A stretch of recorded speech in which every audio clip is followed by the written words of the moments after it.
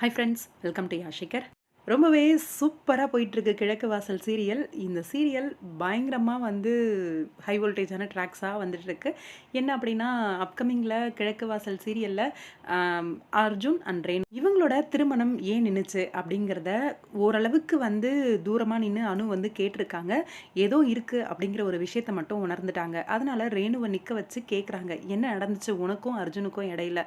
அத என்கிட்ட சொல்லு. என்ன பண்ணான் அர்ஜுன் அப்படின்ற மாரி கேட்குறாங்க. கண்டிப்பா ரேணு எஸ்கேப் ஆகவே முடியாது. உண்மை எல்லாத்தையுமே அனு கிட்ட சொல்லிருவாங்க அப்படின்னு சொல்லி எதிர்பார்க்கலாம். அப்கமிங் பயங்கர ஹை வோல்டேஜான ஒரு ட்ராக்கு.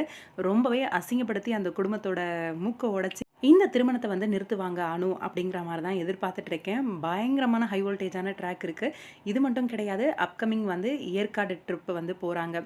நம்ப சண்முகம், ரேணு, அனு 3 பேருமே அப்கமிங் ஷூட்டிங் ஸ்பாட் ஏற்காடு போயிருக்க மாதிரி ஒரு சில அப்டேட்ஸ் எல்லாம் வந்திருக்கு. ஆல்ரெடி சண்முகம் மேல ஒரு சாஃப்ட் கார்னர் இருக்கு அனுக்குமே. இது காதலா இந்த ட்ரிப்ல மாறாம இருக்கணும். அதே மாரி சண்முகம் ரேணு மேல இருக்கிற காதல சொல்லணும். இப்ப அவங்களோட சிஸ்டருக்கு சண்முகமோட சிஸ்டருக்கு இந்த உண்மை எல்லாமே தெரிஞ்சிருச்சு. அதனால மோஸ்ட்டா சண்முகம் சொல்றதுக்கு ட்ரை பண்ணுவாரு. எனக்கு என்னவோ அனுவுக்கு ஒன் சைடா சண்முகம் மேல காதல் வர்றதுக்கான வாய்ப்பு இருக்கு அப்படிங்கிற மாரி தான் தோணுது. ஏற்காடு ட்ரிப் பயங்கரமான அடுத்த ஹை வோல்டேஜான ஒரு ட்ராக் ரெடி ஆயிட்டு இருக்கு. பாப்போம், வெயிட் பண்ணி என்ன நடக்க போகுது அப்படின்னு சொல்லிட்டு.